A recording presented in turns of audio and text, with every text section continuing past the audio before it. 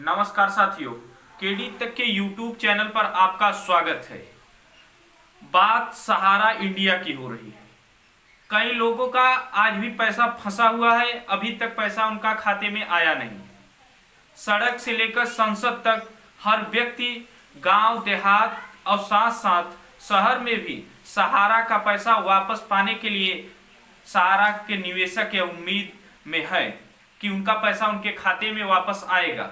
जिसके बाद संसद में इस पर बहस छिड़ गई और वित्त मंत्री ने कहा कि 138.07 करोड़ रुपए का क्लेम किए गए थे जो जारी कर दिए गए। 25,781 करोड़ पूरा वितरित नहीं किया जाना है। उन्होंने बताया कि सहारा इंडिया की संपत्तियां अटैच की गई है जिसकी संख्या 18 है।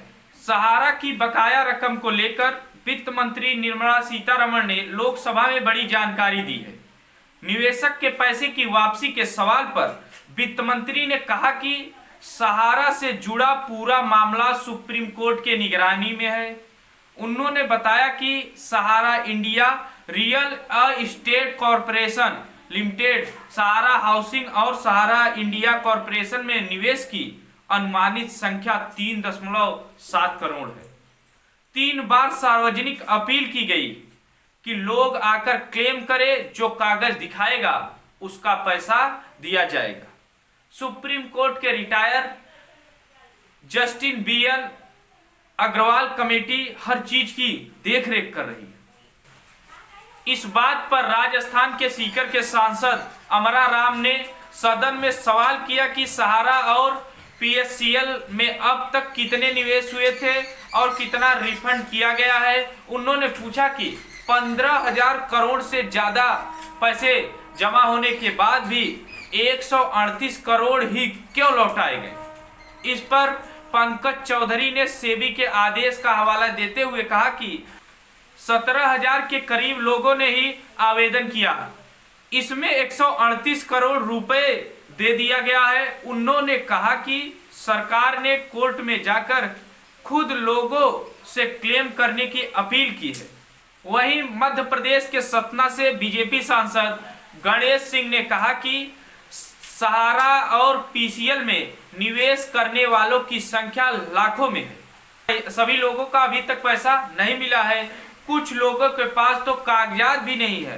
पोर्टल में यह तभी मान्य होगा जब पेपर हो। एजेंट के माध्यम से जिन लोगों ने निवेश किया है, क्या सरकार उसके लिए मैकेनिज्म डेवलप करेगी। इस पर वित्त मंत्री ने कहा कि निर्णय जजों की कमेटी ही करेगी। हम इस पर सुझाव को उसके साथ शेयर कर सकते हैं। पल्स कंपनी की 50,000 करोड़ रुपए की प्रॉपर्टी कुर्क करके निवेशक का पैसा वापस करने को लेकर भी सवाल हुआ। इसके जवाब में वित्त मंत्री ने कहा कि 1,017 करोड़ रुपए पर्ल एग्रो के रिकवर किए गए हैं। लिटिगेशन की वजह से कई प्रॉपर्टियां का ऑक्शन नहीं किया जा सकता। MB वैली का उदाहरण देते हुए उन्होंने कहा कि पेपर होने के आधार पर ही हम ऑक्शन नहीं दे सकते हैं, प्रॉपर्टी का ऑक्शन करके देना होगा। निश्चित रूप से हम देंगे। जो पैसा हमारे हाथ में है उसी को लेने वाले आए पहले, हम भी चाहते हैं। इससे लगता है कि सहारा को लेकर सरकार भी गंभीर है। जिस तरीके से हर सवालों का उत्तर वित्त मंत्री जी ने दिया है, इससे लगता है कि पैसा जल्द ही आपके खातों में आएगा।